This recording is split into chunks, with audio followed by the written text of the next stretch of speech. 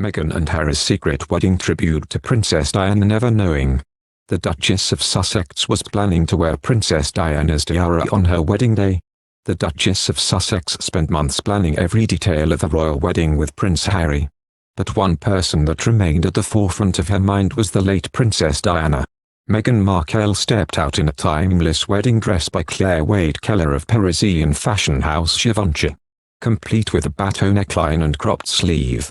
She added a 16-feet-long veil embroidered with the national flowers of the 53 Commonwealth countries, and secured in place with Queen Mary's diamond bandeau tiara. According to Harry's book Spare, which was released in January, she was actually due to wear a completely different headpiece, a family heirloom belonging to her late mother-in-law. Next came the question of a tiara. My aunt asked if Meg would like to wear my mother's. We were both touched. Meg then spent hours and hours with her dress designer, getting the veil to match the tiara, giving it a similar scalloped edge, Harry wrote.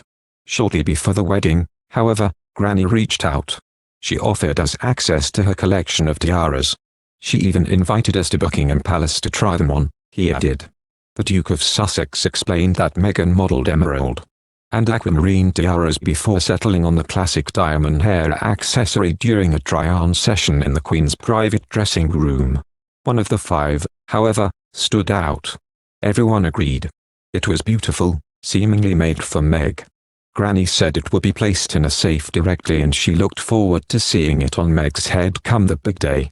Harry continued, and said they felt loved and grateful following the pre-wedding bonding moment. So even though Meghan swapped her accessory, her wedding outfit still paid homage to the people's princess with her scalloped veil, which was carried by page boys Brian Mulroney and John Mulroney, the sons of Meghan's friend and stylist Jessica Mulroney. Givenchy later revealed that 3,900 hours of work went into creating the floral veil, which featured several more sentimental details. Crops of wheat were placed at the front to symbolize love and charity, and the California poppy and a winter sweet were added to represent both Meghan's place of birth and the flower that grew in Harry and Meghan's private garden at Kensington Palace. Although the Queen had suggested that Meghan and her hairdresser practice securing the tiara and veil in place ahead of the wedding, describing the process as tricky. Harry claimed that they were unable to do so after struggling to coordinate with her dressmaker Angela Kelly. However, Meghan's look all came together at the last minute, and she looked breathtaking as she stepped out at St. George's Chapel at Windsor Castle in May 2018. After only seeing her finished wedding dress hours before her ceremony, I didn't see it really until the morning of, so this is my first time seeing the veil like this, she said while viewing her dress in its exhibition display at Windsor Castle. The couple later enjoyed a wedding reception at Frogmore House, where Meghan changed into a alternate gown by Stella McCartney accessorized with Princess Diana's aquamarine ring.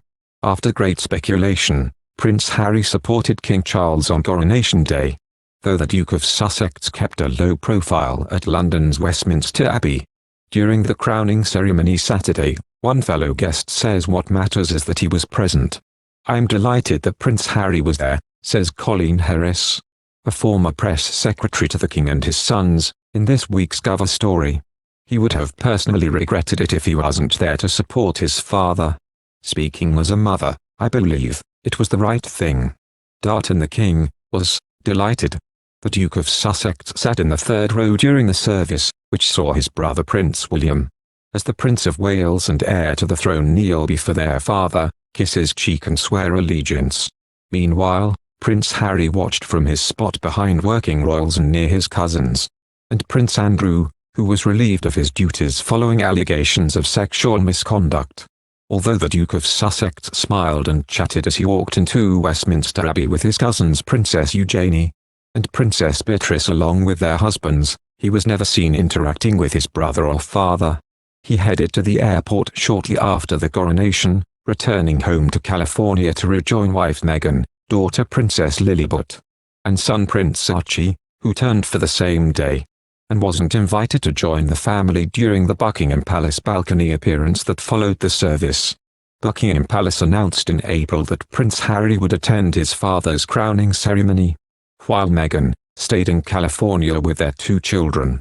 A source close to the royal household told ahead of the coronation of Harry's decision to attend the historic event. He will look back on it and think it is better to come and play his part and say, "I saw my father crowned," and tell his children about it. Given the long road to the throne and family strain around Spare, Prince Harry's tell-all memoir released in January, few would have faulted King Charles for relishing his long-awaited crowning moment.